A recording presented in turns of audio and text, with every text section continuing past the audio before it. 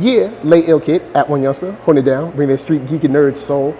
Normally we do Doppio Dope with Clement Bryant right here, but we got not even some news. We got a lot. We got a lot of news. It's been a week. It's been a week. It's been a week for you. It's been a week for me.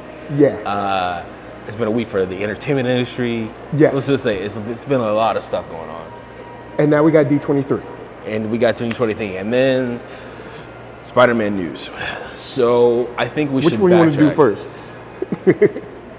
I think we need to backtrack to the Spider-Man news because the D23 news is predicated on knowing what the Spider-Man news is. Good point. So, all right. So how did you find about the news? Because I woke up and I was like, The Spider-Man news? Yeah, I woke up and had a Google alert like, oh, well, that's not good. I was working. I was in the middle of work, and it was a busy day. I told you what the day was, what was happening. So, like, literally, come back at 4 o'clock, and, like, I just see tons of trends on Twitter about, like, Sony, Matrix 4, save Sony from Spider-Man. Like, say Spider-Man. They said people are Marvel, not happy. Tom Holland, like, all this stuff. So, Spider-Man is now out of the MCU, which, personally, okay, working on the business end of things and working on the marketing end of things, I have a lot of knowledge on certain things, right? Yeah. And I also understand where Sony's coming from, and I also understand the part of Disney what's going on. Yeah. So I'm kind of conflicted, and also because I am a fan, I'm also like, I want Spider-Man in the MCU, right? Yeah, me like, too. I want those things. I want to see what's going on. And my thing with Spider-Man is Tom Holland is a good mix of Peter Parker and Spider-Man. Yeah. Whereas, like, Tobey Maguire was a good Peter, right? Yeah. Andrew Garfield was a good Spider-Man. Tom Holland has a good mix of both. Yeah, he's like he's got a good mix of kind of like the smarts, the quirkiness, and it just works. And being a smart ass. Yeah. So it's like all of that. I mean, the scene in Homecoming where the dude is talking to Tanya about his aunt, and he comes back out, and he's like, they're like, oh, he's like, this kid is smart. So like, kid is super smart. That's Spider-Man. So the fact of now we have, like, after the end post-credit scene, spoilers for anybody who hasn't seen Spider-Man Far From Home, right? Well, no, it's not on home video yet. It's not, but like still people. We'll so say basically, the post-credit scene that you have with J. Jonah Jameson airing Peter's dirty laundry and saying, Spider-Man is Peter Parker. Yeah. And all that stuff that went down with Mysterio after the fact. Yeah. So, and people now think that Spider-Man killed Mysterio, right? True. You had all that happening, and now people that set up the Spider-Man from the comics. Yeah, and it's set up so much. Everything. Yeah. So, and that kind of setup, you have MJ, you have everything going on, you have Quentin back, you've kind of did the whole. And then you have the technology kind of out there. Right. And then you also have like the Uncle Ben storyline that we get with Stark, because like Stark was, for all intents and purposes, his mentor, his father figure, all of that. So now that you have that, you are actually setting up the Spider-Man from the comic books. And now that we're not going to have that at all, as far as who knows what might happen, but like having all that happen, that hurts, because I'm like, wow, I'm gonna miss out on everything that's going on, and I really look forward to seeing like what was gonna happen with the Skrulls, because they were setting up Sword in the second post-credit scene with Fury. I was looking forward to seeing all the stuff, and now it's like, dang, man, we're gonna lose out on all this because they can't work out their issues. Now I understand. Now, for anybody who didn't know, Disney wanted a 50% co-financing deal to keep on continuing to do the Spider-Man movies with Sony. Yes. Sony said no. Yeah. I've heard rumors between 30%, 50%, all that, and we're not. See, I heard the 50. I heard the 50-50 split. So, but I was like, honestly, I could see where you would say no, but at the same time, yo, man, the gravy train is rolling. Everybody's happy. Fans are happy. Critics are happy. We rolling in money. We just made $1 billion. Let's just keep this going. Keep it going. So that's the thing. It's like, so here's the thing. Spider-Man 1 and 2. Because now you're about to get all of $400 million. Right. So, and I mean, yeah, Sony did well. And I feel like, here's the thing. I feel like Sony is feeling themselves a little bit because they've had a lot of success with Venom. They had success with the Spider-Verse, but Spider-Verse didn't do crazy numbers. It did like $400 million, which is respectable, right? Spider-Verse did well critically. Because it was so dope. It was so good. But it's not like the highest grossing animated film ever. Right. But it was a really good movie. It should be, because it's hot. Right. It's a really good movie. And you could tell there were a lot of thoughts about it. So I think, like, granted, Sony is a little bit more confident about what they're going to do. Granted, because they did do Spider-Verse, and they kind of created new technology to bring Spider-Verse to the screen. Yeah. And now they have Andy Serkis doing Venom 2, directing Venom 2. So, like, they feel like they're on the up and up. But at the same time, Spider-Man 1 and 2, Tobey Maguire ones, they were good. Yeah, those were good. But then Spider-Man 3, Sony got heavy-handed. Got a little heavy-handed. They wanted to do too much with it, and Sam Raimi said no. And then you have Amazing Spider-Man 1, which is all right. And then you have But we were kind of like walking down the same street we already went. Yeah. Right. So then you only got two movies with Andrew Garfield, who I thought did a good job, but the storylines didn't just mesh, right? So then you have Tom Holland Spider-Man. When Tom Holland Spider-Man is a breath of fresh air, he comes in, he's got this different kind of take on it. He's like the earnest kind of take of the old school like comics, the ones that Stan Lee did like right back in the day. He's got that kind of vibe to it. So and it worked really well. And the dynamic between his age and what he could do, and also in his relationship with Avengers. Right. So everybody was happy. Everyone's happy. Everybody was happy. Everyone's happy. So now, have it. And so like people were like, like I saw this video. So they took someone went on Twitter and they took the first part of the third act from Endgame, where you start to see all the portals and stuff, and they put signs on everyone like that. So they put on Cap, they put a picture of Kevin Feige. And you had Marvel Stan accounts, and then you had that part where I forget who it was jumped down to the ground, and that was Jon Favreau, and Jon Favreau on it. So they do that thing, and it starts off. It was like Avengers Assemble, and then you start to see Sony as Thanos, and you see Venom as one of the Outsiders. Oh, boy. So and then people were like with all the content, and they had just a black Twitter sign over it. So it was everybody's upset, and it was granted, that was one of my favorite scenes in the MCU. I laughed, and I can't remember. Right, I can't remember who did. I was on a podcast with Blurtish. Shout out to Blurtish, awesome podcast. But there was a guy we were both guests on, and he said, no, it's a bad thing that a Spider-Verse did well, because now Sony's going to think they know what they're doing. And that's the thing. He said that way, that was February or something. And he was like, now Sony thinks they know what they're doing, and they're going to mess things up. See, here's the thing. And I'm look, I like Sony, because especially the old school Men in Black movies are one of my favorite movies. 21 Jump Street reboot, they did really well with it. If they lose Lord and Miller, who were Spider-Verse, who engineered Spider-Verse, they had different directors, and they produced it and they wrote it. But if they lose Lord and Miller for that, that's going to be bad, because here's what I theorize is going to happen. Do you think they could lose them, but still keep the same animation directors, and maybe get someone else who still knows Spidey, especially, or at least has the enthusiasm, and still make it work? Because the look is what really blew everyone away. I feel like it's too early to tell. And here's the thing. With animation, you have more, especially if you're doing Miles and Spider-Gwen and Spider Noir, and you're doing all of these folks who don't have live action counterparts. You have more room to breathe. That's why part of the reason why you can do a lot more of what you want. With live action Spidey, you have to be very careful. So, and I feel here's what I theorize is going to happen. They're going to have Lord and Miller come in and run Spider-Man as be the Feige of that, and try to work and write around that post-credit scene. That said, that would be the smartest thing they could do. I don't know. Because you could, and I think, I can't remember if I was with you when I said it, but that post-credit scene definitely backs you into a corner. Right. But it's a corner that Sony could...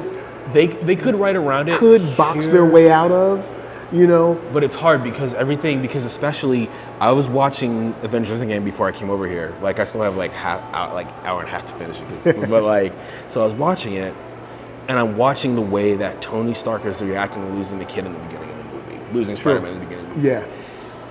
with all of what you built over 5 movies, how do you write yourself around it without ever mentioning Tony again, Tony or Nick, MJ? Well, no, you Fury. can keep MJ, right? Well, can you though? That's the thing. Here's the thing, because MJ's not how MJ is in the comics, so it's their own creation of MJ, how they see MJ now. So true. Can you have MJ? And here's the other thing: how do you also talk? How do you talk forward without like paying attention to like what's come in the past? Because now it's like because now it's going to be like he can only reference things. He can only reference. I wonder if they'll allow them to reference past events in the movies he's been in. And then also because now you're 5 years ahead after the events of Endgame, after the blip. So the blip is how they call it. Yeah. But like, how do you do that? And I don't envy having to be a writer and trying to sit down and figure it out. Yeah. Trying to figure out how to do this where people don't call bullshit. You know what I'm saying? So, and also how do you get also, you have a legion of people who are used to Tom Holland Spider-Man, people who were born, who identify with Tom Holland and Spider-Man, and also identify with what Kevin Feige and what Disney Marvel brought to those movies. So how do you convince the audience to come out to see this new Spider-Man movie whenever it does come out? They're going to lose. And also, they might lose John Watts too. Really? Yes. Wow. So here's the thing. They've got an uphill battle. So like, here's the thing. You have Venom, but just because you did 2 movies doesn't mean that you can bring in everything else that Disney did. And I'm not saying I think they can do it. And I have friends. Because the whole thing with Venom, if you're going to try to bring Venom into the Spider-Man, it's weird. It feels weird. It's going to be like, well, why didn't you ever know about, I mean, I guess you could kind of write that away. You could, I but mean, he also, was all the way in San Francisco. You could kind of. But also, in the comics, Venom's powers are based off of Spider-Man's powers because of the symbiote. Yeah. The whole reason the symbiote doesn't like Spider-Man is because it had him first. Right. And then when he rejected him, he wanted the revenge. Why he doesn't like. Which is why when Venom's around, Sony can't identify because he knows how to get past the Spidey sense. Yeah. Sorry, but yeah. So it's like it's all the stuff. So yesterday at D23, we'll get to D23. Tom Holland came out for the part of the Disney Studios panel was Pixar because he has a movie. Oh, the animated joint with Chris Pratt. Chris Pratt, and he has a joint with no, never mind. That's Blue Sky. Sorry. Spies in Disguise. Yeah, Spies in Disguise. So which I was kind of mad when I saw that, but we'll talk about that later. Yeah. But he's like, look, I know it's been a crazy week to the audience. He's like, I know it's been a crazy week. I just want you to know I love you all, and so much, and I love you 3,000, something like that. And I was like, because this is the really fact one that of those, he addressed it. Yeah, I was like, whoa. Because this is one of those things where it's like the player likes the team, the player likes the city, but the owners decided we're trading you for such and such, and that's it. And here's the thing, because I know people that have played pro in the NBA and NFL, and basically your agent will call you and be like, next season we're in such and such. Sorry. Next season we're in pack up, move up, do your thing. So and it could be like literally like a month after you bought your house, and they'll be like, you're gone. So Tom Holland also lost a director for the Uncharted movie. Dan Trachtenberg dropped out. Wow. So it's been it's been an up and down week for him. But like he's still getting paid. He's got money coming out. But like he's fine. But like it's been one of those like, hold up, what? Holland. They're mad at the corporate relationship between Disney and Sony. Yeah. And I'm kind of conflicted because I am on the business end, but also I'm a fan, right? Yeah. So like, because I see a little bit of both. Like I see Sony being like, no, 50 is a lot. But after that knee-jerk reaction, sit back for a couple of days and be like, you know what? We haven't done any of this creative process at all. They took us to the promised land. How about let's fire back at them at like 40? You know what I'm saying? And see if, you know what I'm saying? Instead of just being like, nope. And here's the thing. Sony has all those, they were so off the old deal, Disney got like 5% of whatever theatrical gross I think it was, right? So they have that. But then Disney had all the money for the merchandising rights. And we're talking about Spider-Man. Okay. Spider-Man is one of the most commercialized superheroes out there right now. Pretty much Batman and Spider-Man probably Right. sell the most merchandise, like Right. from book bags, Right. lunch boxes, T-shirts. Right. So 50% of whatever, so like 95%, you want 50% of, that's half. So that's a lot. So like, granted, that's a lot, but also, so you gotta pay people. You have people to pay. You gotta pay your creative team. You gotta pay people. Then you gotta pay all your staff. And you're not talking about the other movies that you're making. It's a lot of money. So I could get both sides. It's a really interesting situation to be in. Yeah, because I'm definitely probably one of those people that would have been like, 50's high. Can we do 40? You know what I'm saying? Because it's like, I'm not going to walk away because I'm just like, I know we've just enjoyed years of, people being happy with us. Right. People haven't been happy with us in a long time. Right. And concerning Spider-Man. Right. And that's the thing. So us it's meeting like, Sony. I feel like the other thing is when people look at the Spider-Man movies, they identify them as Disney movies and not Sony movies. Because and Sony's a little mad at that. I would think so. Now, I'm not judging anyone in this situation. Yeah. Because it's a hard situation to be in. And I feel like so that's why on my Twitter account I didn't say nothing about it. Yeah, and because I was like, it's a tough situation to be in. I think it's one of those things where you have to let the money win, because you got to know that there's going to be a financial backlash. Right. At least if we stop this, let's work out these details and like maybe like, okay, we'll give you 50% of this, but then we want some of the toy rights back or something. Like we can work out something where everybody's happy instead of just walking away. Right. And Sony, it just seems like they walked away fast. But we also don't know. They might have been doing this since December. And we also don't know if they're negotiating in public. Yeah, that's true. Because here's the thing. Because Disney could be pulling that like, let's put that Twitter fire. It could be either one of them. So we don't know. So they're using it as a negotiation tactic. Like Disney could be using it as a negotiation, saying like, see how all these people feel about it? Give us the money. Yeah. So like that said, I don't know. None of us know. Because Disney might be like, we really want 40 or we really want 38%. Right. But we got to shoot 50. Make them mad, make people mad. They'll come back to the table, and then we'll get like 35 and we'll be happy with it. Do you want to make them mad or do you want to make money? That's the question. Because like, if you get mad, yes, it's not personal. Yeah, but egos come into it. People get hurt, everything. So it's like you have all this stuff. I'll say this in general. In Hollywood, people take things really personally. Like people act like it's all business. People think things are mad personal in Hollywood. I mean, when people hold grudges like crazy.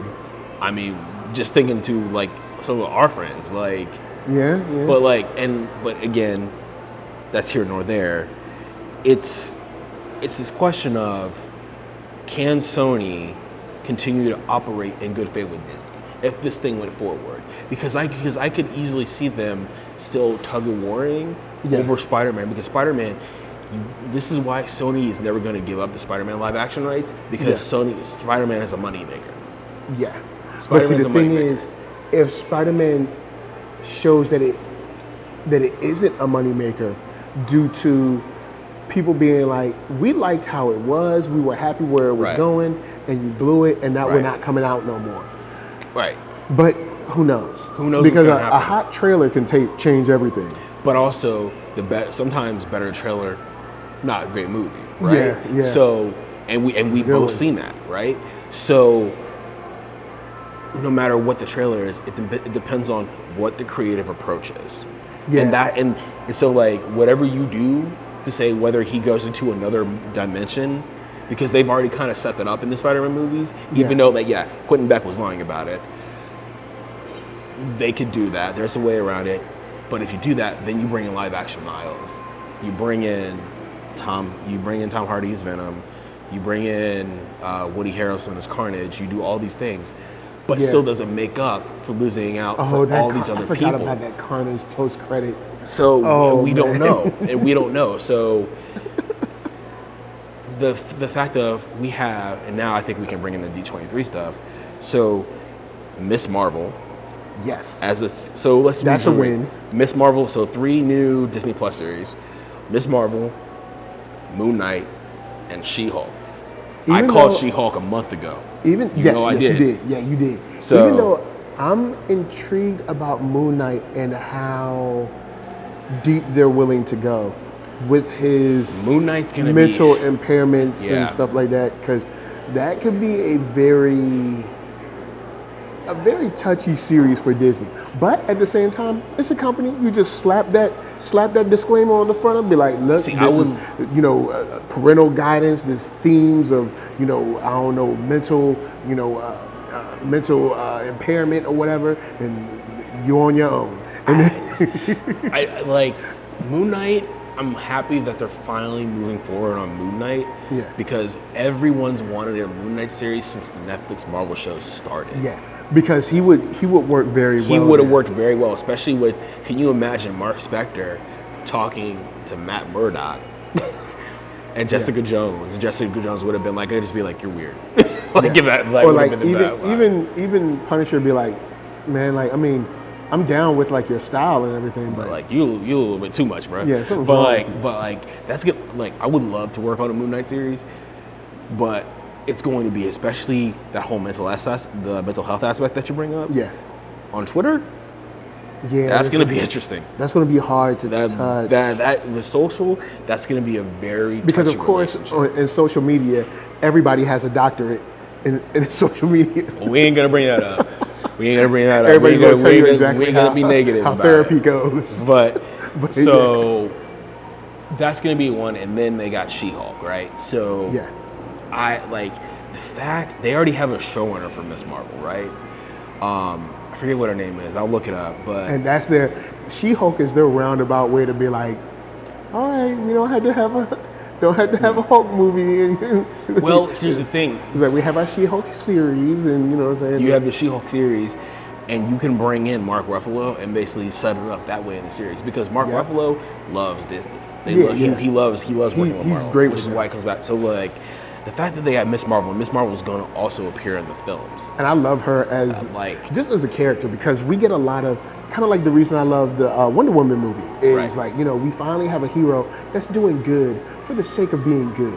And like, it's good to have a hero in Miss Marvel. It's just like, yo, I'm a hero. I guess I'll save people reluctantly. No, she's like, yo, I'm She's a hero. excited. Let's do cool stuff. And that's why it's like I'm a hero. Let's go. Can you imagine Tom Holland Spider-Man working with Kamala Khan, like Sony. Look here. That relationship alone, I was like, that it would have be been so dope. fun. And That'd have see been dope. how they would team up on different Right. moves and stuff. And here's Who the other knows, thing: man? they've got to be setting up A-Force.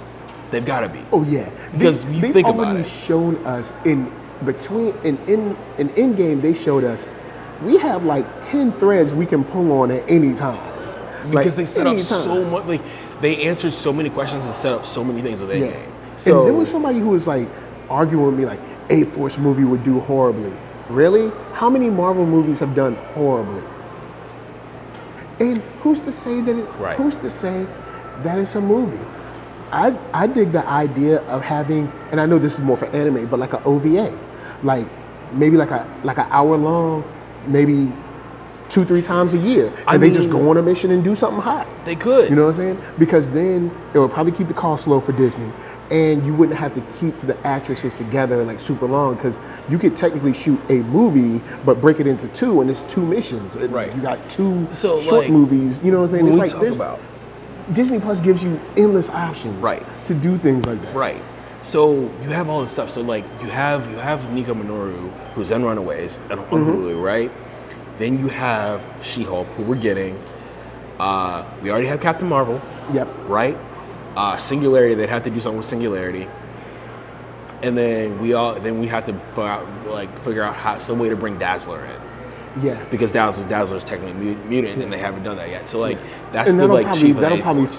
probably find its way around. To, Right. Yeah. So all of that, they've got to be setting it up, especially with we have Valkyrie, we have Hope Van Dyne, Yep. we have, like I said, And actually, you can break into smaller groups where Right. it's like you have A-Force, and then like they both do their like A and B missions that kind of like meet and dovetail at the end. Like there's tons of Like if they wanted tons to of do stuff they like a can do. limited series about A-Force, Yeah. And you could have a small screen Avengers, kind of like how they were doing Defenders, right? But also, they're setting up so much between what's going on the small screen and what's going on the big screen now, too. Yeah. So you have all these series, like, and then we had an update that Wyatt Russell is going to play U.S. Agent in the Falcon And series. that's very interesting. In the Falcon and whatever. I was like, wait, they're bringing in U.S. Agent? Which is, U.S. Agent is a very deep cut. Like, it's a, like, I was like, they're bringing in. Yeah, because Like, I'm sitting here on the computer. What? So I have a three computer setup at my job, right? And I have like a live live blog, like, you know, and I have my headphones on, so every time I get an update, I hear the ding. And it was just like Wyatt Russell playing U.S. Agent. I was like, what? U.S. Agent? I was like, wait, you what? mean U.S. Agent that we haven't seen in like 30 years? I was like, U.S. Agent. I was like, and then Emily Van Camp is coming back as Sharon Carter. Okay. So you have Sam Wilson. Yeah. You have Bucky Barnes. You have U.S. Agent. You have Zemo is coming back. Yeah, we know that. And then you have then you have all these things going on, right? With you, that's just one series alone, right? Yeah. Then WandaVision got old girl from Thor coming through. Right. Which is, Darcy that Lewis, was one of those things where I was Kat like, Dennings. I was like, Kat Dennings is back. I was like, in But here's the thing: WandaVision? I'm not also surprised because they brought back Natalie Portman for Thor: Yeah. Love and Thunder. So but to be in WandaVision, I was just like, huh? And I was like, it made me want to see it more because I was like, what is she going to do? So they added Kat Dennings as Darcy Lewis, and they added Catherine Hahn. You know the show called I Love Dick, right? Oh, From yeah. Amazon. Yeah. She's been dude. Catherine Hahn's been around for a while. I can't even fathom getting like what she's been in. But so they're bringing her back, right? And they're bringing her back as a character, and then you have Monica Rambeau. Yeah. And then you have just the you have Scarlet Witch and Vision coming back, and I'm like, wow. So what are they doing? Like, and all this stuff.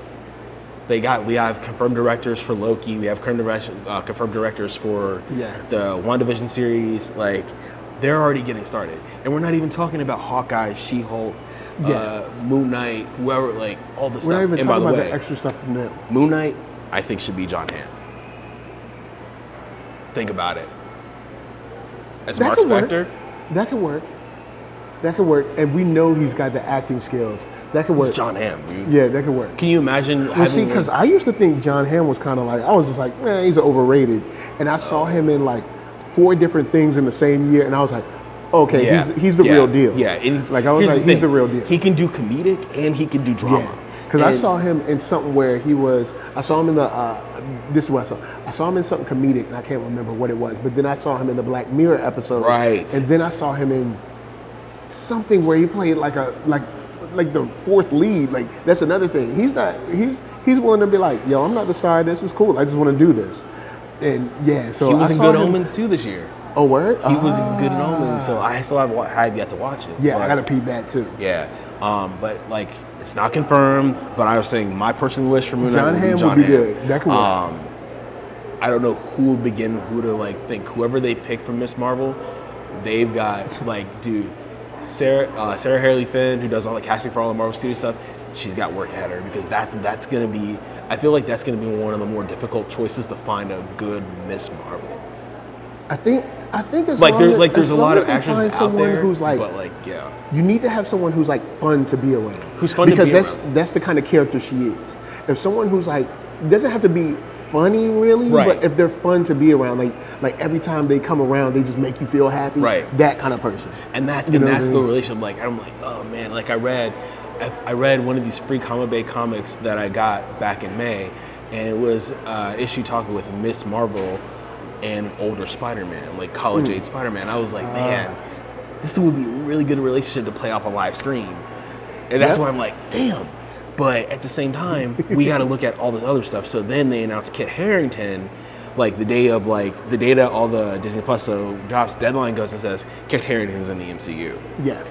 Next day, Which now he's Dane Whitman, aka Black Knight, which is like, I was like, wait, Black Knight? Dude, they are pulling hard from like the comics. Disney like is like, U.S. Agent. We have Red Guardian for Black Widow. Yeah, I'm like, what? it's like, Like, hold on, wait, what? wait.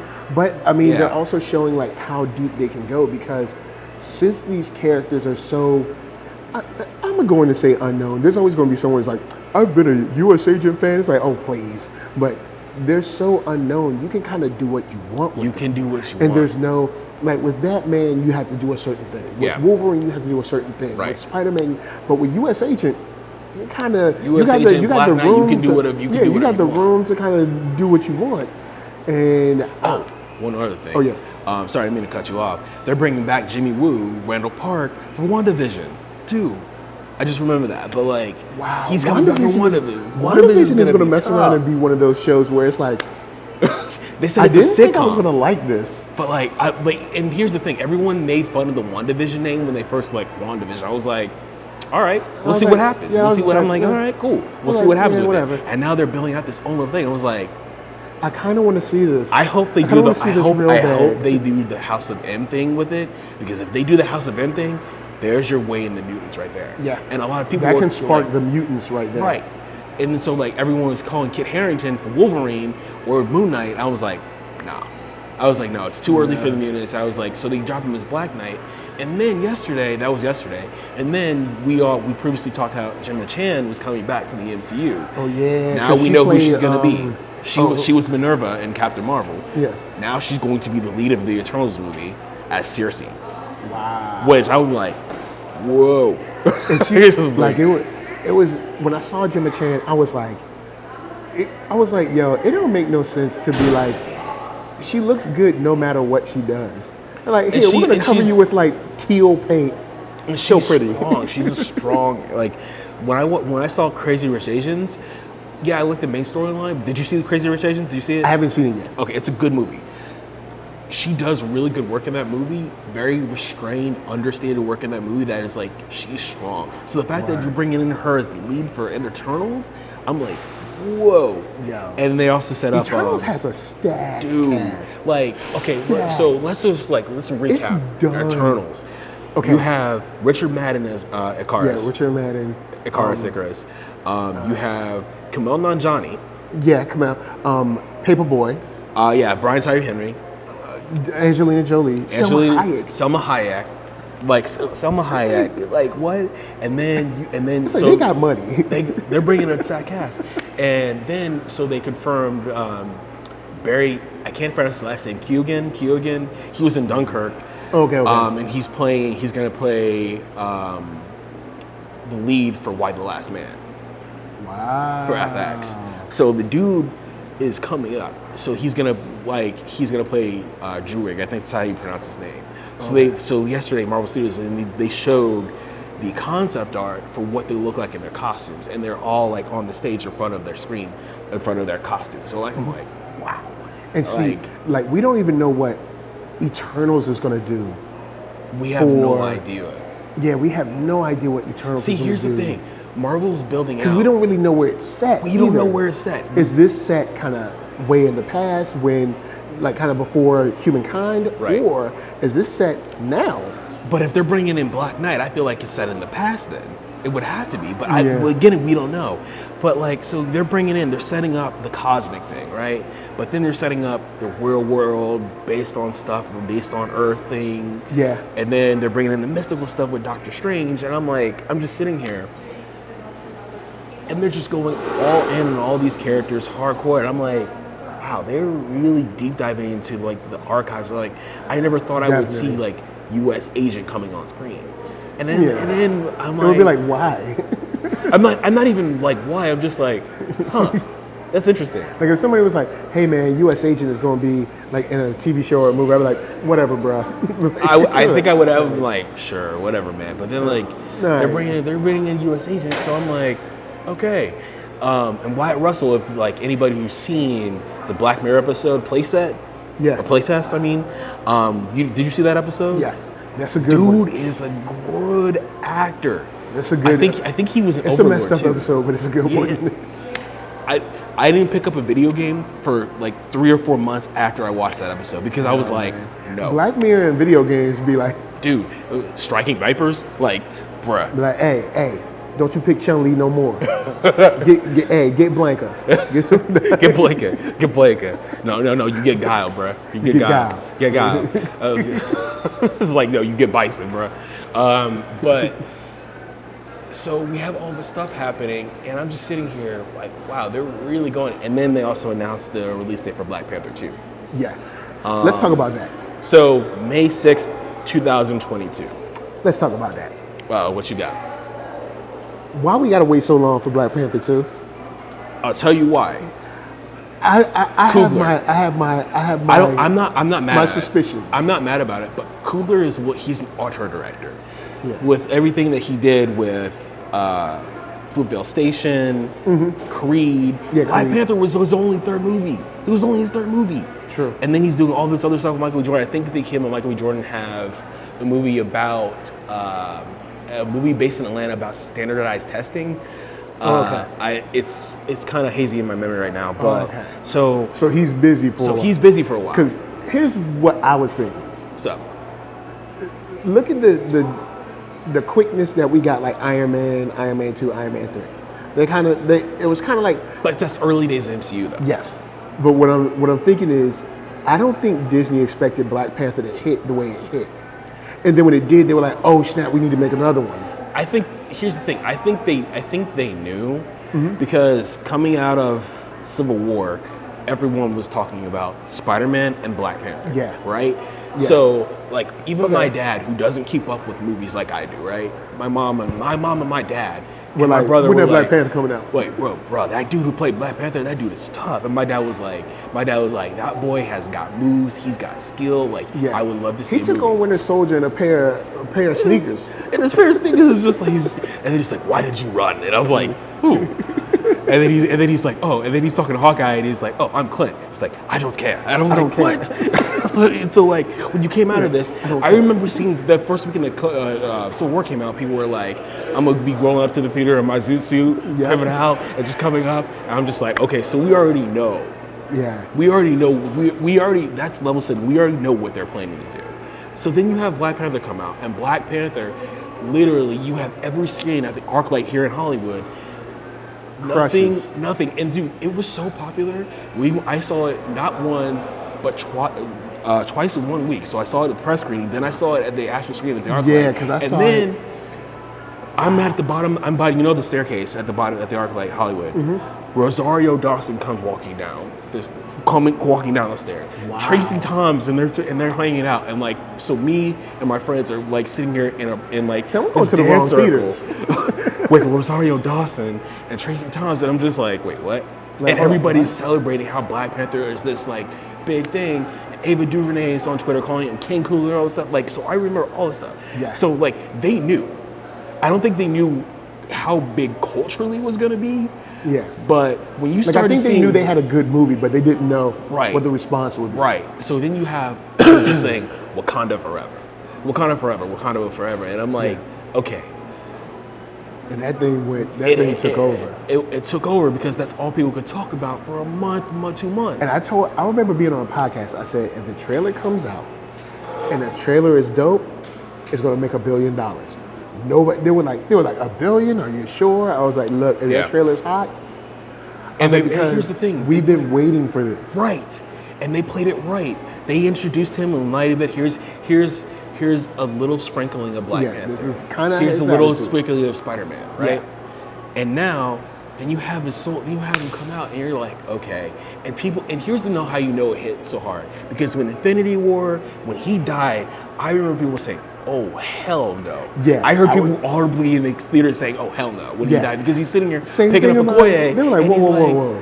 He was like, wait, what? Because I was in the theater, people were like, whoa. Like, ho. And I mean, even when you hear even in the part where in Infinity War, where Steve Rogers goes and says, I know where we can go, and you start to hear the drums, and everybody's like, yeah. Like, and that's the thing with Black Panther. So now you have all this stuff happening. I'm talking too much. No, but you're right. But like, so like, you're fine where you are. I feel so. I'm just thinking. I'm like, ooh.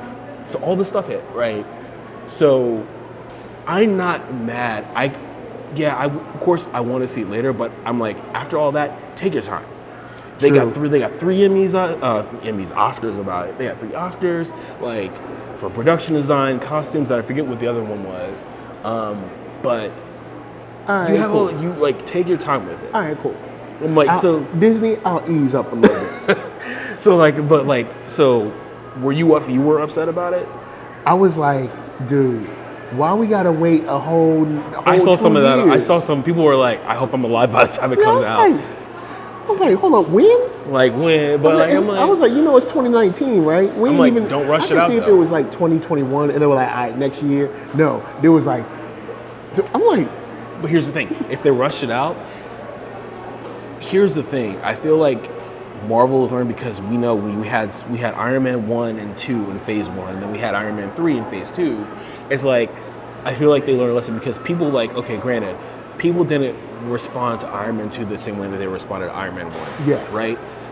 That's a known fact. so kind of give them a little time. Give them a little bit more time to figure out what that story is.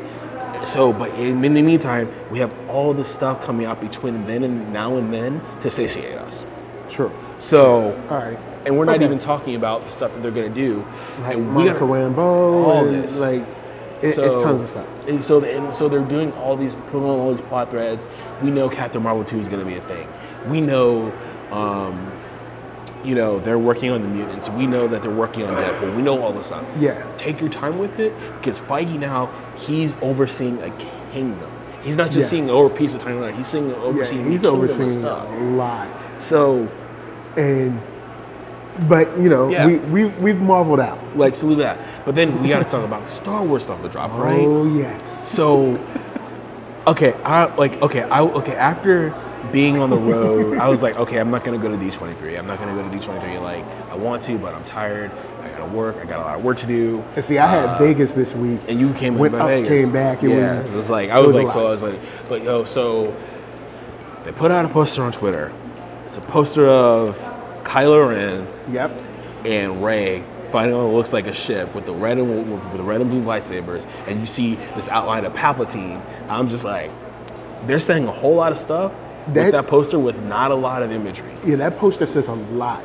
Right. And for us to know how manipulative the Emperor was from the prequels, it would be crazy to find out that somehow through the Force, he has been orchestrating events ever since Episode 7. You know what I'm saying? Right. We don't know. Apparently there was stuff around Kerry Russell yesterday. They showed a character, finally. And then Besides the photo. Right. What else did they do? So then you heard about the footage that they showed. Yeah. So And apparently there's a shot of Rey with a dual lightsaber, but then can also extend into almost kind of like a tuning fork kind of. like a Darth Maul kind of and it's thing. red. Yeah, and it's red. And she's in black robes. Black Rose. So my question to you is it a Force dream or nightmare, hallucination, or is it real? I think I don't know. you know what? With knowing how J.J. Abrams is, it's probably like a forced dream or a possible future. That because you know how Yoda has talked about like a possible future you've seen or however he worded it. So it could be a possible future of hers because people are talking about her being a clone, her being a Force baby, all these things, and then also if she is a clone, that ties back to the Last Jedi scene where she's at the mirror and it's like 500 of her. Right. You know what I'm saying? And they're all like snapping their fingers. So who knows? But that thing says a lot about the manipulative power mentally and through the Force that your boy Palpatine got. Yeah. Like Palpatine is serious, man. He's tough, man. So so I'm thinking, I'm like, okay, in Last Jedi, Kylo Ren told Rey that her parents were nothing. You don't come for anything. They were nobody special. Is that a trick? They were just a regular people. Or are you saying that? And here's the thing: I have friends that are speculating that she's somehow related to Darth Maul or Kira from Solo. So if they do that now Solo is an important entry in the Star Wars franchise. That would also make a good relation to when Maz asks who she is and Han looks at her and it cuts. Because maybe it's one of those things where Han's looking at her like, she should have been mine. But I left, she went her way, she flew off. I didn't chase after her. So she should be my kid, but she, me and her never fell in love or never got a chance to finish our love story or whatever. Right. Oh man. So that's crazy. But I gotta say, I'm mad at Lucasfilm. Uh-oh. Why I gotta wait till February for Clone Wars, man? You had me thinking I was getting this in November. Now I gotta wait till February. I'm not mad because you're killing me. I thought it was gonna be later than that. Oh, okay. I thought it was gonna be later than that. So I was like, when they said February, I was like, okay, not bad. I was like, wow, okay, that's sooner than I thought it was gonna be. Cool. So then Mandalorian, they dropped a hot trailer for Mandalorian. Man, that trailer. Oof. And this is something, ever since I was on Jedi Alliance, big shout out to Alexis Torres and Mark B. Donica, I've been waiting for a series or a movie based on the underground, the Hutts, the Black Sun, stuff like that, like the bounty hunters, the people in the Outer Rim that the Empire can't control. Because we saw a little bit in Solo where you saw how they were at the checkpoints and the gangsters was like, we'll do what we want here. And, and like the troopers kind of backed up a little bit because it's like, we don't have the numbers out here in the Outer Rim to really, we're spread thin. This galaxy is huge. We don't have enough. So the Outer Rim is run by the scoundrels. And that's why also they kind of based Galaxy's Edge and the Outer Rim, which is cool. And if you haven't been to Star Wars Galaxy's Edge, I think the one in Disneyland opens on the 29th. It's 29th? It's 4 days until it opens. Wow. In Orlando. The one in Anaheim here is already open. Yeah. Loved it. But the Mandalorian trailer was dope. And one of the most intriguing things in that trailer is Pedro Pascal does not talk. Nope. Mandalorian does not talk. And I'm like, I love that. I love that because I'm like, it gives a good mysterious quality to what the Mandalorian is going to be about. Yeah, almost kind of like a sort of like Samurai Jack kind of thing. Like you know how they go those long stints in the episodes where he doesn't speak, like that kind of thing. I mean, and they said like having a samurai was one of the influences. Like samurai was one of the influences for Jon Favreau and Dave Filoni when they set it up, right? Yeah. So they dropped this trailer, and I'm like, wow, this is a really powerful trailer. This thing looks like it's gonna be tough. And Ming-Na Wen is gonna be in the show. I don't know if she's gonna be in this season or the next season. And that's my girl. I'm like, I was like, so you go from S.H.I.E.L.D. to Star Wars, bro. That's dope. Yeah. And I've been a fan of hers forever. Dude, it was funny that so I'm gonna go off a little bit off track, but when I met my girlfriend, my friend Sean Richter went on Twitter, was like, took a screenshot of my Facebook profile and tweeted to Ming-Na Wen. And I was like, I'm like, what? Because a few months before that, I went to the season premiere event for S.H.I.E.L.D. season 4. Okay. And I met Ming-Na Wen there, and she was talking. I was like, dude, those scenes made me cry a little bit. And she's like, oh, I love a man who emotes on Twitter, and co-tweeted it. So I was like, so then he goes and says it a couple months later when I meet my girlfriend, and then she's like, see, I don't need to be your matchmaker after all. And I'm like, so Ming-Na Wen being in Mandalorian is like, it hits me like personally. And we're talking about old school Mulan, man. Yo, like, this is gonna be. It's gonna be a good show. It just looks like they are not. I don't think they're sparing expenses on this. No, because they spending some money. It's kind of like when Star Trek, the Discovery came out. I was like, man, I don't know. But you look at it and they're like, oh, they're spending some money on this show. Yeah. So Mandalorian, they shelling out some coin for this, and it looks awesome. And you have IG-88, Taika Waititi. He was like pop, pop, pop, pop, pop. Dude, I just need to think. Taika Waititi as IG-88. Like, what? Rick Famuyiwa. I can never pronounce the last name. He's directing an episode. Rick Famuyiwa. Yeah, I think he's directing an episode. Bryce Dallas Howard is directing an episode. Taika Waititi is directing an episode. Dave Filoni is directing an episode. So I'm like, oh and my god, this is Dave Filoni's first step into live action, right? I think so. Even though I think he might have consulted on a couple things, but he's very Star Wars. I mean, Filoni, man. Yeah. I would love to pick his brain just about Star Wars, just like an hour. That Mandalorian trailer is Sick. The heat. And now, our Obi-Wan series, like and the way they did it was just cool. Kathleen Kennedy and Ewan McGregor on stage, and she's like, he's like, Kathleen, can you ask me if I'm going to return as Obi-Wan Kenobi in TV? And she asked him the question. He's like, yes. And everyone lost their damn minds, man. And I'm just sitting here like, oh my gosh. Yeah, because I probably won't get what I've always wanted, but I'm sure it'll be good. Like, I've always wanted to see maybe a movie or two, or maybe a series, which is like Obi-Wan basically on the run. Like the Order 66, or like the Emperor knowing, or only knowing that he's the only one left. Like the Emperor thinking like, oh, Obi-Wan's the only one left because of course he beat Darth Vader. So like him literally on the run from bounty hunters, from troopers, from whatever droids, everything, to finally getting to Tatooine where he can kind of lay low. Right. And that's a movie of nothing but him on the run, cutting, slashing, beating up, using the force push, all that stuff, and just like, you know, everybody on his heels. Which would be cool, but I mean, I know they probably have other plans. I mean, I'd love to see the backstory that they set up in Clone Wars with Satine and Kenobi. And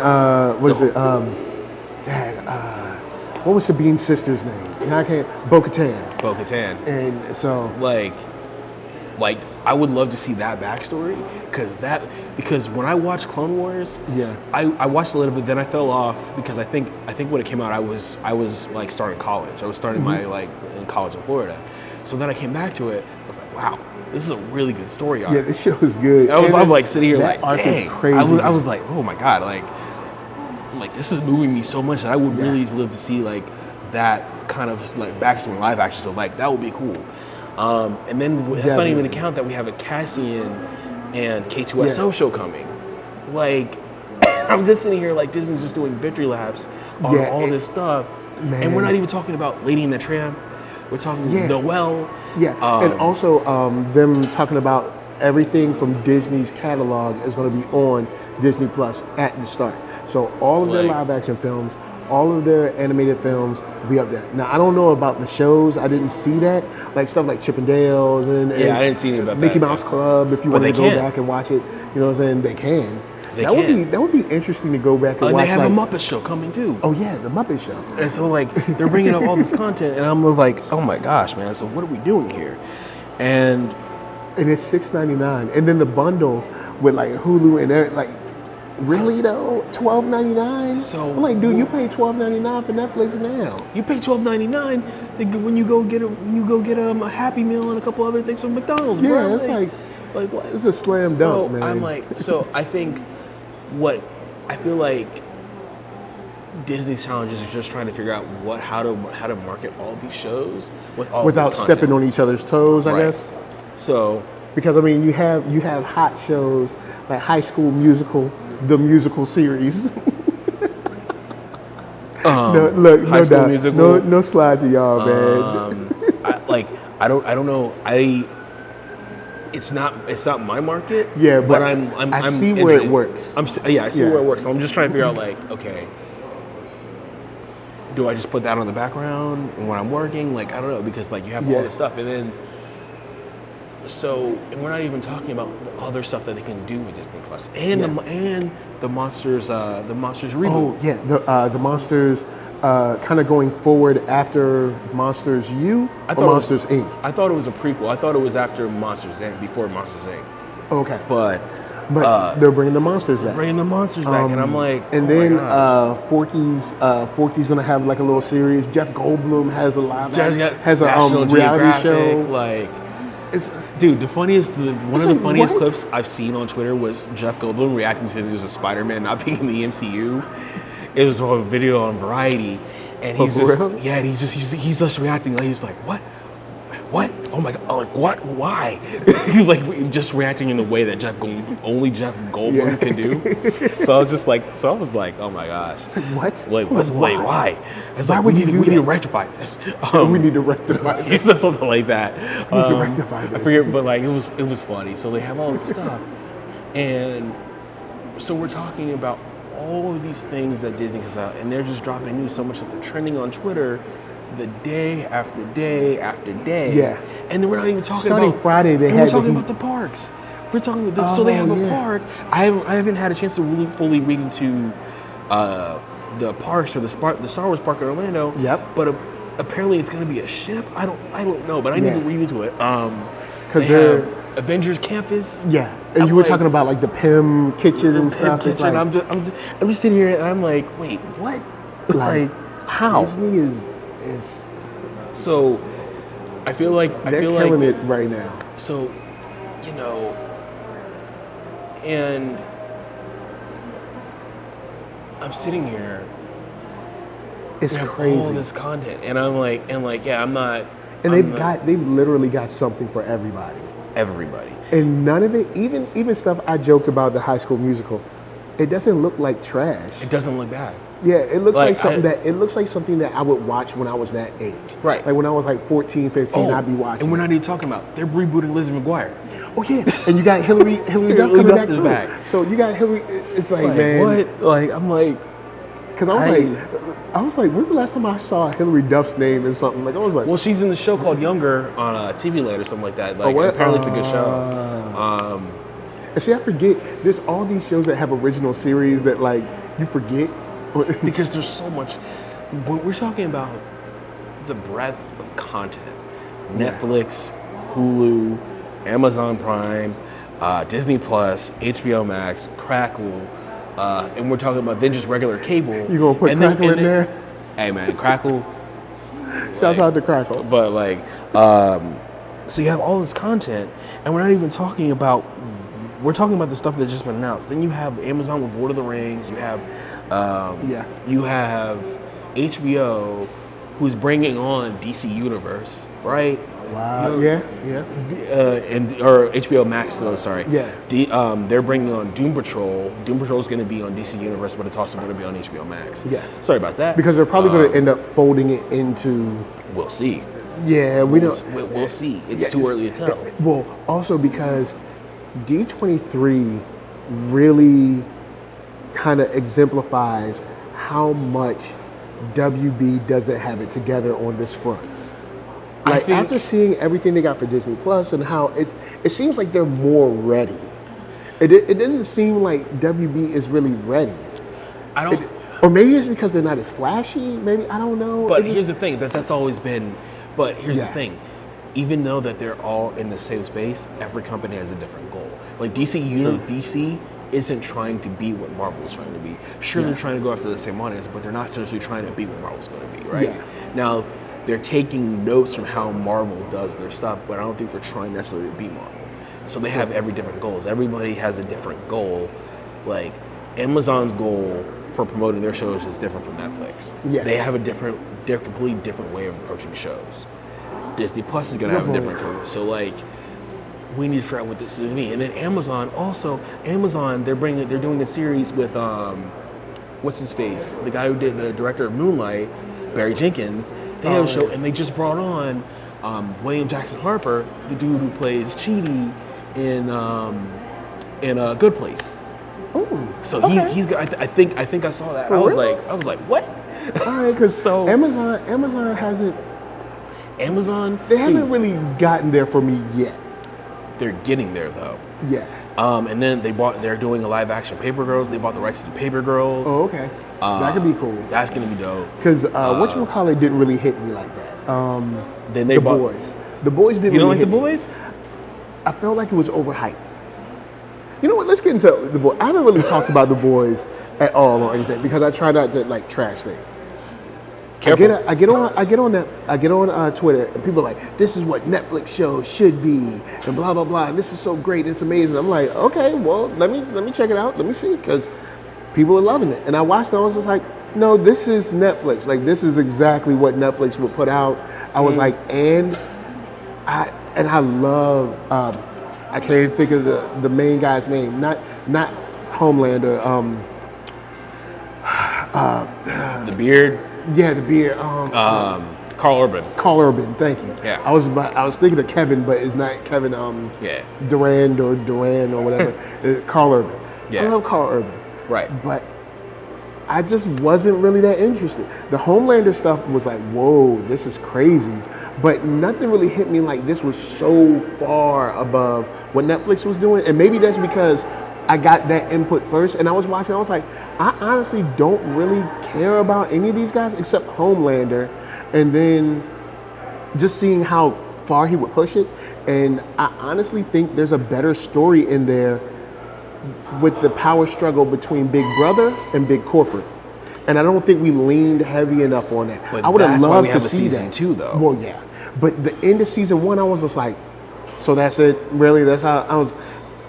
You're talking to The way someone the who read season the 1, comic, right? the way season 1 ended didn't excite me. I was, not that I hate it, but I was just like, okay, I saw it. I don't. Like, I was just kind of like, it's there. It's just a different flavor.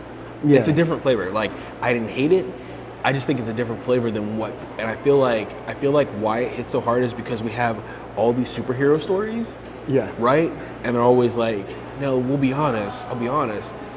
Some are like all of them take from each other, right? All of them take from each other. But you don't have like a whole evil kind of like a corporate, and that's the part that I like. That's the part that I did like. So that's why it hits so hard because you have this other thing, this alternate view of how superheroes are perceived, who would be perceived in our modern world. Hero worship, celebrity culture definitely played a lot into it, which I dug. And that's still a thing. That's a real none thing. of the actors, Carl Urban, I was kind of like, all right, but the boyfriend whose girlfriend got killed, A-Train didn't really care about him. Like none of the actors really shined for me, except Homelander, and I was just like, because of how crazy he was. Yeah. You know, because of how crazy it was. But like Homelander is the MVP of the show, right? Yeah, yeah. He dude, Anthony Starr is the actor's name. Mm-hmm. I was like, whoa, this dude's got talent. Yeah. And I like what Jack Quaid did with Huey, the Huey character. Okay. Because Huey, we had Simon Pegg in that show too. So Simon Pegg in the comic The Boys, the character Hugh was based off of Simon Pegg. So like they're like calling back, but like good point. So I don't know. I think The Boys is just like a different flavor of superheroes, which is why it hits so hard. But also Amazon, Jack Ryan, dude. I'm sorry, Jack Ryan. I love Jack Ryan. I did like that. I did like Jack Ryan. Dude, I wasn't. Big shout out to Bunk from The Wire, but I mean, Wendell Pierce. I love the relationship between Jack Ryan and Wendell Pierce in that. Or I forget what his name is in the show, but Wendell Pierce. Yeah. Like I have always liked Wendell Pierce, and Wendell Pierce was like one of those things why I love the show Suits. Because he electrifies every scene that he's in. Because see, I started watching Pearson and realized that, this is a spinoff of a show that has 9 seasons that I've watched none of.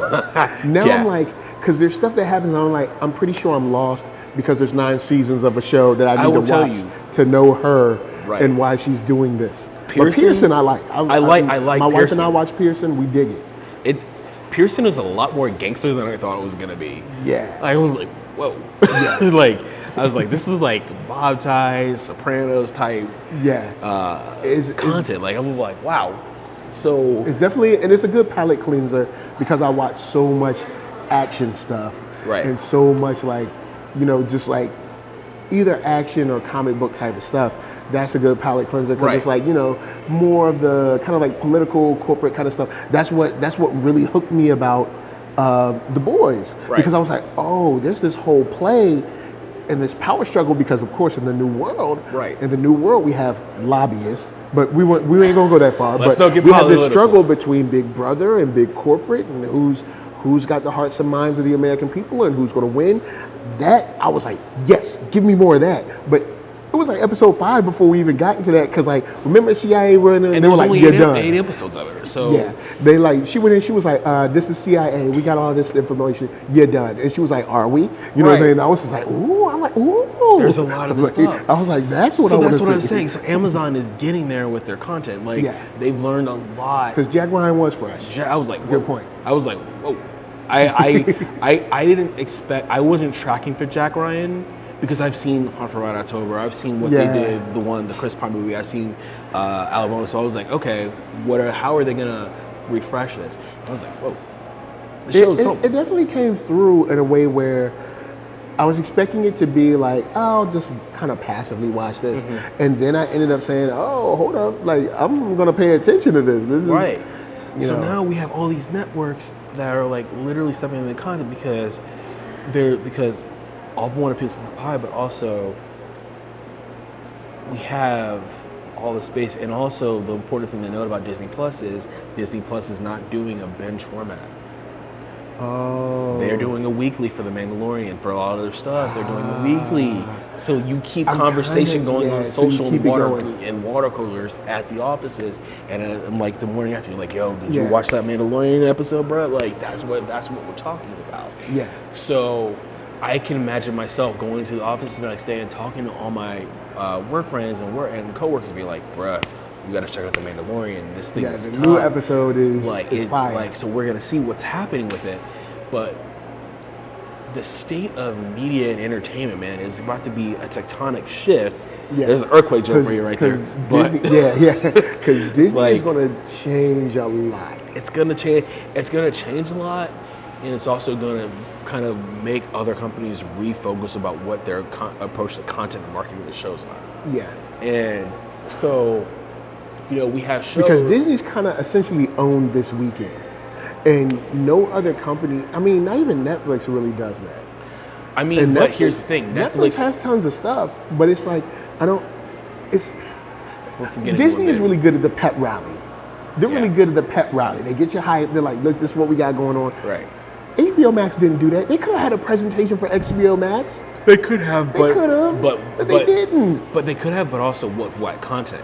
We don't know what content we're working on. True. And which once again makes me feel like they're not ready. I don't know if they want our money, but they're not ready. But here's the thing: Disney has a different approach because one of the things that Marvel and Pixar and Walt Disney Animation do, they don't announce anything until it's in a good stage to actually announce the movie. Case in point, they just announced a movie we didn't talk about yesterday called Raya and the Last Dragon. Oh, so right, put me up on that. What's that? So I forget I didn't get the whole gist on it, but basically it's about the last dragon that's in this world, and you have this little girl named Rhea who's going to be the next Disney princess. So Cassie Steele, do you know who Cassie Steele is? Yes.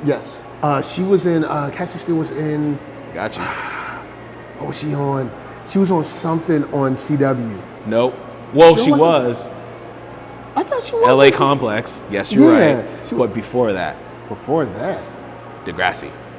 So she was on Degrassi. I was like, Cassie Steele's gonna be in a movie. Wow, she was in an animated movie. I remember. I was like, Cassie Steele. She was on Degrassi too. I was like, Cassie Steele's going to a movie. I remember LA Complex because since it came after. Yeah, I forgot LA Complex too. So I was like, Cassie Steele was because of course when I was young, Cassie Steele. I had a crush on like pretty much all those girls on Degrassi, like Liberty, Manny, like Manny, Emma. Like I was like they were all. So I was like, wait, Cassie Steele? Yeah, because matter of fact, Cassie went to CW, and so did old girl, the cheerleader, the one that had the baby. She went to the Vampire Diaries. Yeah, Nina Dobrev went to that. Dude. Yeah. Okay, let's just recap this. Okay, this is going later. Don't sleep on that Degrassi. Okay, we have the biggest of them all, Drake. Drake came back, right? Drake is doing things. Jake Epstein is in Suits. He's had a few episodes in Suits, like a really important storyline in Suits. Wow. Nina Dobrev did the Vampire Diaries. Yeah.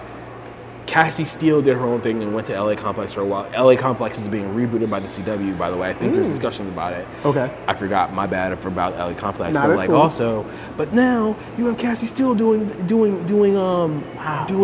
new Disney movie, and Awkwafina is going to be the voice of the dragon, Sussy the Dragon. Wow. And the writer is Adele Lim, who did Crazy Rich Asians. I'm like, whoa.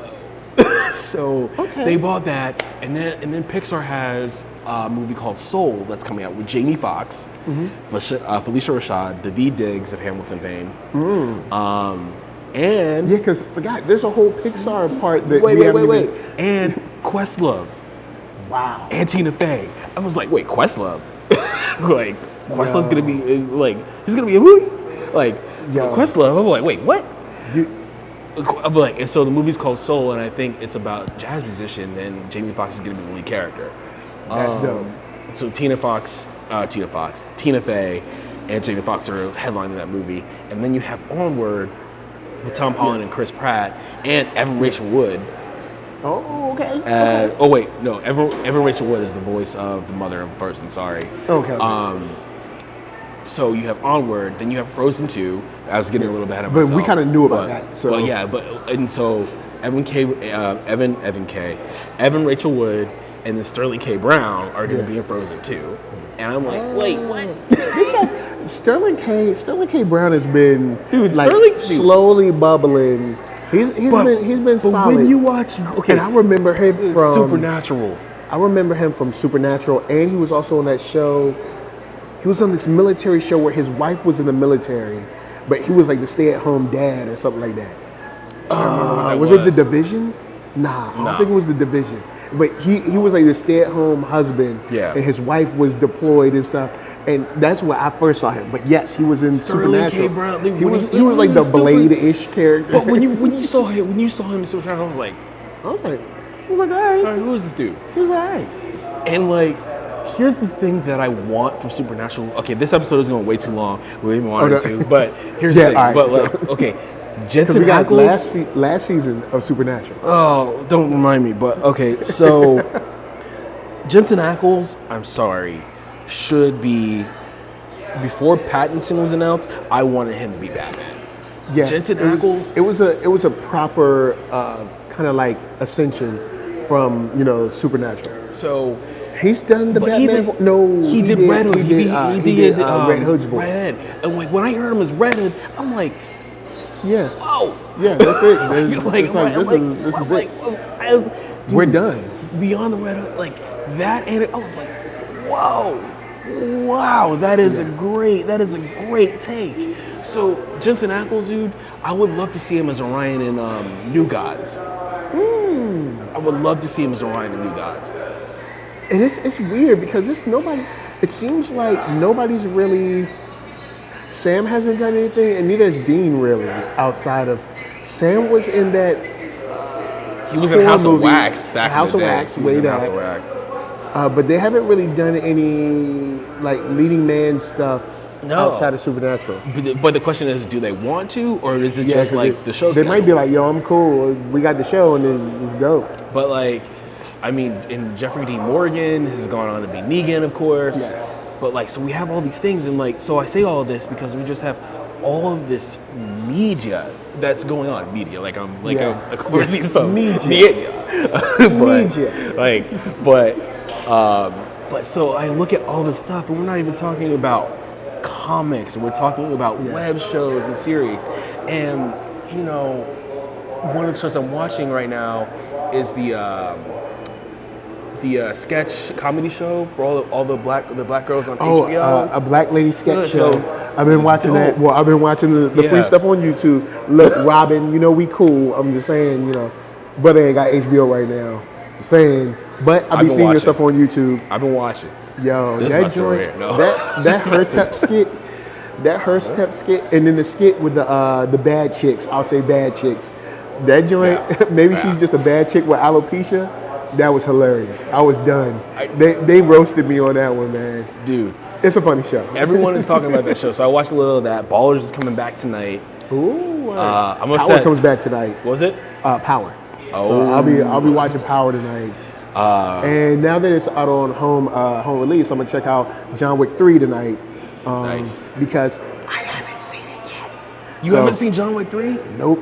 I've just been because when it came out. We got Matrix 4. They're going Keanu Reeves. Yo, all right, yeah. Wow. Wait. Okay. So. See, you're right, because originally the news was it was supposed to be a reboot. You're right. And that's why I just put it out of my brain, because I was like, they're doing a reboot, whatever. Matrix 4, and Lana is coming back to direct, and it's Keanu Reeves and Carrie-Anne Moss, Yeah. who's done good stuff on Jessica Jones, and now coming back to the big screen. I'm like, she what? played a great character you love to hate, Dude. And I was like, what? But I love Jerry. Her stuff with Hogarth, especially when they brought her in Iron Fist season 1. I hate Jerry, but she's necessary. But I'm like, ain't she supposed to be dead? I thought she was supposed to be dying. You doing all this evil. You supposed to be dead. Don't upset me, bro. Don't upset me. But so I was like, so Matrix 4 is happening. Lana's coming back. I'm like, whoa. I just didn't see that coming. Like we've heard the rumors, the bubbling that there was gonna be something with Michael B. Jordan. But see, I thought it was gonna be working like Animatrix or something. Yeah. But now I'm like Matrix 4, and now it's never a better time to do Matrix 4 because of technology. But all this stuff. So Warner Brothers could use a franchise right now because Lord of the Rings is gone, Harry Potter's gone. Well, is it though? Sort of gone. Harry Potter isn't gone. But we have Fantastic Beasts. Yeah, because we have so it's not gone really. Well, it depends because I know some people that were Harry Potter fans that love the Fantastic Beasts, and I know some that are like, I'm cool. You know what I'm saying? So we sort of have Harry Potter. One of my coworkers hates what they did with Fantastic Beasts.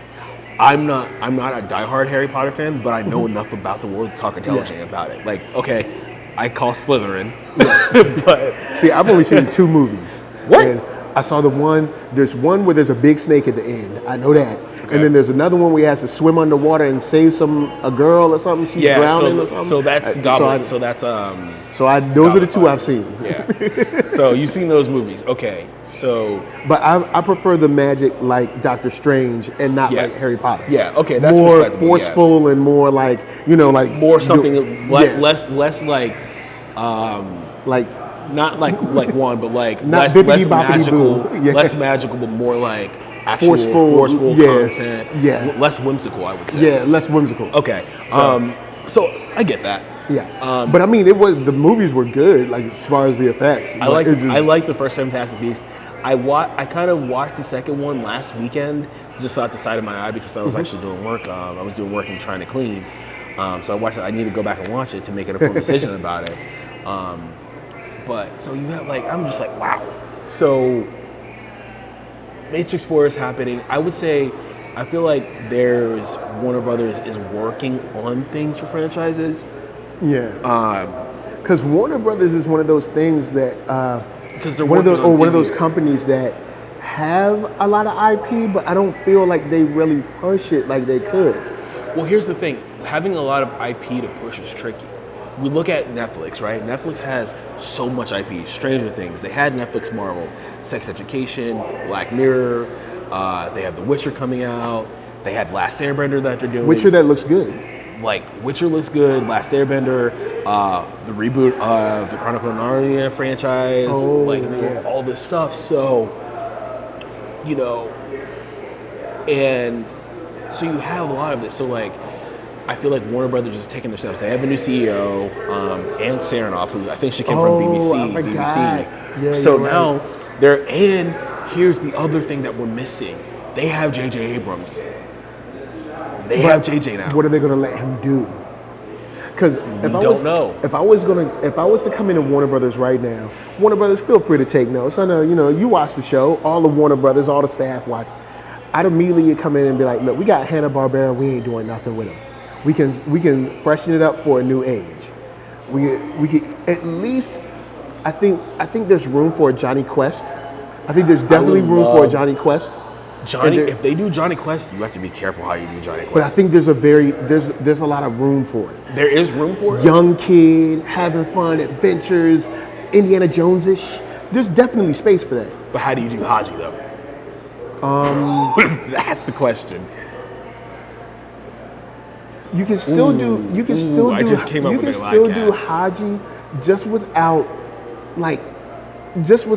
1950s. You know who would be good for Haji? You know who would be good for Haji? Now, I forget what the exact race of Haji was because it's been forever since. Yeah, because they kind of just left it ambiguous. He was just like a guy was from India, Pakistanish. We don't know. here's the thing, and I'm not trying to offend anybody when I say this. Yeah, yeah. I'm not trying to offend anybody. So if anybody watches this takes offense, I'm not trying to offend it. I would love to see Tony Revolori, the guy who plays Flash in the Spider-Man movies now, would be great for Haji. If they updated him, yeah, not depending to on be, and then not, kind not of to the be, age. Do you think? Yeah, I think he could do it because he's around the same age, right? He's a little older. He's a little older than Johnny. So if they don't do him as a caricature, I would love to see him in that role. And if we're talking like race, like old school, like gray hair, I know I said John Hamm. John Hamm would be good. Yeah. John Hamm would be real good. Like, dude, and then you Johnny get Quest. and then of course like a really cute dog, and you got this kid that's 10, 12ish, kind of running around. I thought he was doing always cool like, I thought Johnny Quest is older than like 10 or 12. Well, see, it depends on what version you watch. There's an olderish version, and then there's like a youngerish version. So say we cast someone between say 13 and 15. And then you can kind of do like some older action. Right. I think Johnny Quest is something that they've been sitting on and haven't done anything with. And especially in today's climate, you got, kids don't have like a, they have to go to like Iron Man, but they don't have like they always want to cast a kid to have now you have a kid who can be, and just newer adventures. I mean, Sony has Miles. That's a good point. Yeah, Sony has Miles. So Sony had Spider-Man. And then you got, and I know this is cheesy, but you got Scooby-Doo. You got Scooby, and I know it's cheesy, but if done with the proper amount of cheese, you could end up coming out with a show that's similar to kind of like Gumball or something like that. You could do something like that that's like cheesy but fun cheese, had that with like James whimsical Gunn cheese, movies, though, right? Yeah. So if they're gonna do Scooby, I would like to see something that's a little bit darker. Not like It level dark, right? Yeah. But like something in the Which level is of probably gonna be hot. Yeah, like. Matter of fact, that comes out this week. But yeah, I thought it was next week. I thought it was next week. Guys. But yeah, we're going off. But like, we're going off. D23 was hot. D23 is hot, but like, we went off. But like, here's the thing: we have all this media. We just waxed poetic about all this media for the last 20 minutes. What's gonna happen when Amazon fully gets going? When Netflix stops and drops? Netflix is working on a Magic the Gathering show. Now that could that's one of those shows that could go and Cowboy very Bebop. well. Cowboy Bebop. Oh, yeah. Like so yeah, that's another thing. Netflix is working on a lot of stuff now that if it hits, imagine if The Witcher, Cowboy Bebop, and the next season of Castlevania hit. That's 2 live actions and an anime joint that hit. We already got Cannon Busters from LeSean Thomas. People seem to like it. Right. I haven't reviewed it yet, but I'll haven't get that watched up it on yet. But they've been kind of investing slowly in their anime. They've been getting that up. And then these live action shows, if they hit just right, they might be good. I wonder if, with everybody moving to a weekly format, I wonder if they'll do that. Netflix they've done the weekly format, like for some of their shows. Yeah. Like one of the big stuff, my favorite Netflix shows is Patriot Act. Oh yeah. Hassan Minaj, dude. Hassan Minaj be killing them sometimes. Bruh, Hassan Minaj says some of the things I was like, did he just say that? That joint with the Koch brothers was stupid. I mean, it was funny, but it was. and then David Koch dies like the week of. Like, yeah, it's like. I was like, syphilis? Like, what's going on? I think you planned that. But like what he did, he's just like, we're gonna do the fun Koch brothers, the fun Koch brothers. So I was like, yo, we're chilling. It's like, yo, invest in public transportation, bro. I'm like, wait, yo, what? You're only cool if you like public transportation. But like, dude, I love Hassan Minaj's format because he talks about the issues in a digestible way that you don't get heady, and you don't go in a rabbit hole, but he presents the option to let you make your... And he gives you enough so you can start your own research if you want. Right. Like, all right, this is enough. You can go further if you want, or you can just be like, this was a fun episode to watch. Right. You know what I'm saying? It is like... I dig it. So we have all this stuff, and I'm just like, wow, what's next? Yeah. Like, and so we have cable. Cable is doing its thing. We have movies. We have comic books. We have novels. We have web shows. We have podcasts. how do you have It's crazy. here's the thing with original content. How do you have original content, right? Yeah, that like becomes you made a it hit. up. That becomes a hit, right? In today's climate. That's the question I want to pose, and then we'll be done. All right, the answer to that question is you've got to come up with you got to have like a Stranger Things or something like that, where it gives you those kind of like feels, but it's not a full, like, it's not like just biting it. Right. And now that we've seen this third season, we see how it's like starting to kind of like take on a life of its own. But then the still Terminator was in there. The Terminator was in season 3. Yo, he worked up Hop bad, boy. Yo, What? he hit him in his ribs a couple times in that first fight they had. Wait, the Terminator and the guy that I'm calling the Terminator. Oh, you're and, talking and about Hopper, the German dude that was essentially, or was he Russian? It was a Russian dude, right? Oh, I think he's Russian. Guy. The Russian guy that hit Hop in the ribs like a good 3-4 times when they first, like, I was like, he was working him over. Also, But- I will say this. so you didn't need something that can kind of give people some nostalgic feels while going in a new direction. I think that's, or it would have to be like just so out of the blue good that everybody's like, whoa, what's this? Right. You know, something like that. It would, And here's the thing. Now it's like, we know a lot of what's going to hit. We know Marvel Studios is a reliable brand that they churn out hit after hit after hit. Yeah. Even the stuff that isn't quite there is still a hit, right? Yeah. You know, we don't know, and we're talking about DC, what's going to be Joker. Joker just got an R rating. So how do you have original content? Like this movie Good Boys did $21 million in its opening weekend. Which is a good sizable chunk of money. Especially for a comedy, just like a regular. Because we're out of the whole, Judd Apatow era of, funny people. For better and for worse, to a certain degree. Right. Like, Judd Apatow started he is like, come on, man. We get it. But now that we've had a break, it's kind of like, oh, this is kind of funny, you know what I'm saying? This is like, so. And Booksmart. I wish Booksmart would have done better at the box office because it was a really solid movie. I really enjoyed it. Now, see, I haven't seen Booksmart, but from people that I know that have seen both, said that Good Boys is essentially Booksmart, just with boys. It's the Superbad formula. Yeah, right?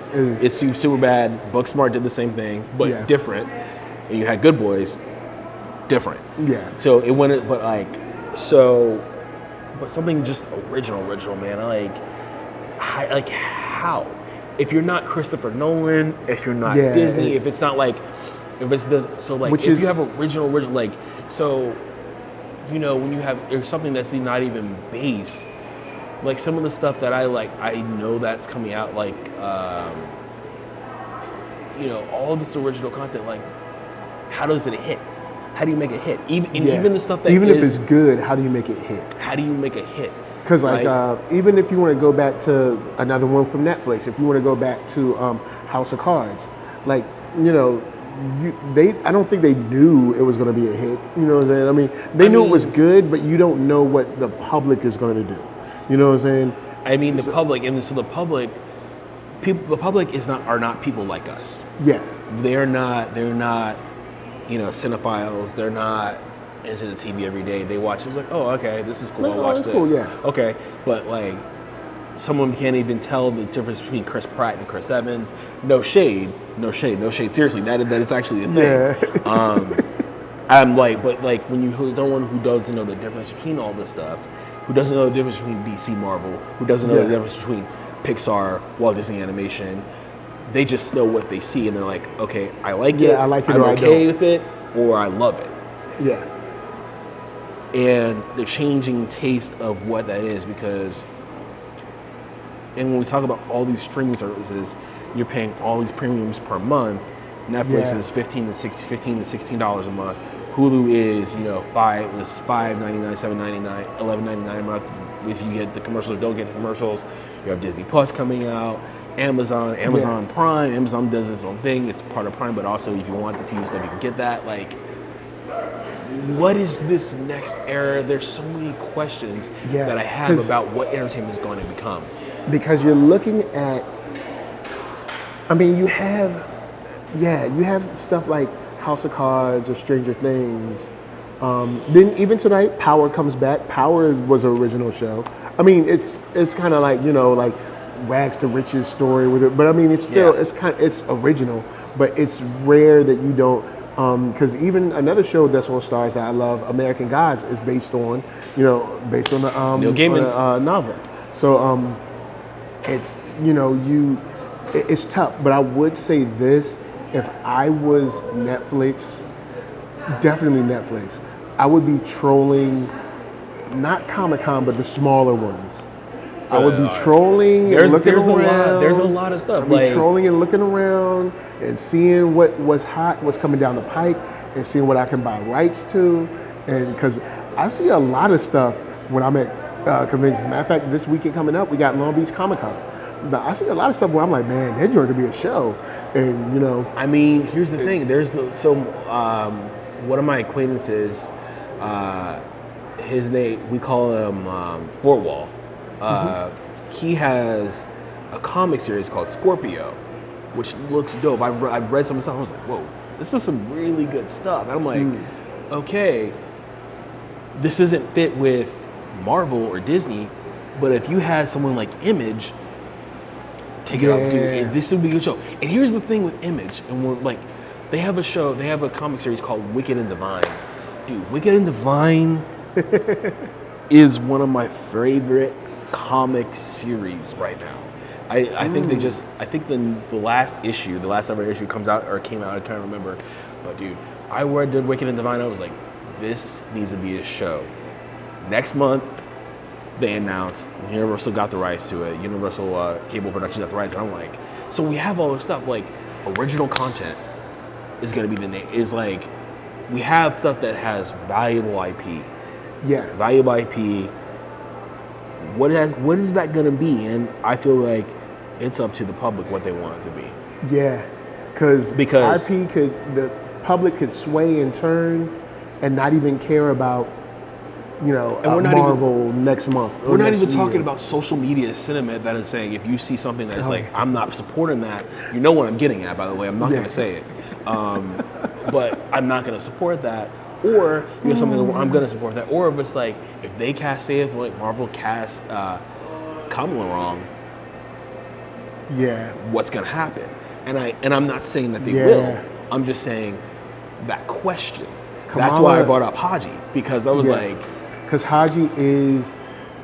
I don't think they ever really defined where he's from. No. He was just a guy from kind of like India/Middle East that was Johnny's friend. Right. But he was also kind of like... He was very stereotyped. But he's also the sidekick. He's like, he's psychic, not the sidekick where the magical Negro kind of thing. And did you just say?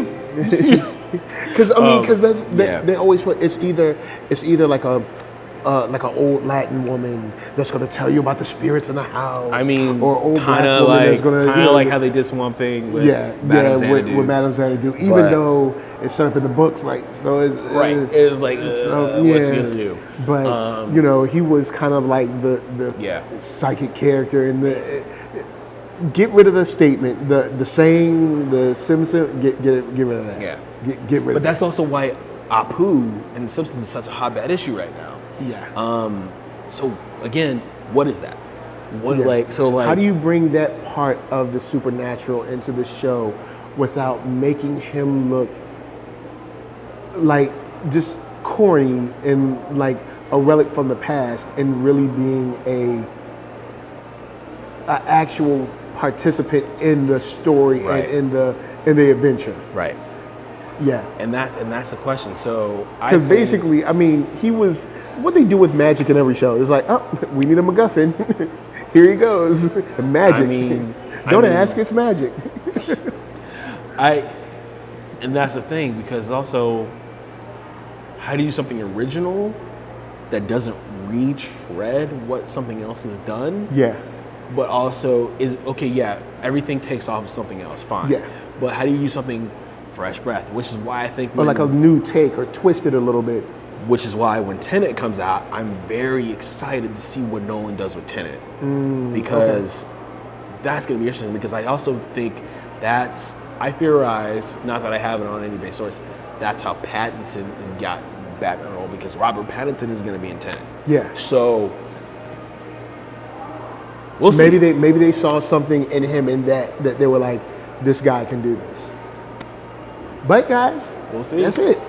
So, we shall see. Thank you for watching this special episode of Super Doppio special. Dope. Super, like, so you see, my ugly mug. But We are here. kidding.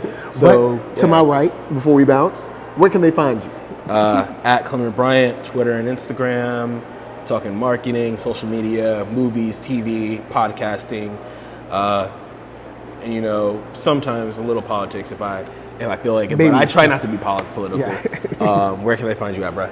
Find me at NERDSoul. That's right. Facebook, Instagram, Twitter, Spotify, Apple Music, podcasts, all that good stuff. But thank you for hanging with us. P. Diddy? Yeah. Like, what are you, P. Diddy? Like, I'm P. trying, Diddy? little baby steps. Little baby steps now. We got Violator 20 stuff up on the channel now. Some other cool interviews. I'll be getting to Power this week and other stuff, so check it out. But from us to you, we're saying thanks for chilling and peace. And watch your subscriptions. Watch your subscriptions, because it's going to be a lot of money. It's going to be a lot. A lot of money. All right, y'all. Peace out. Peace.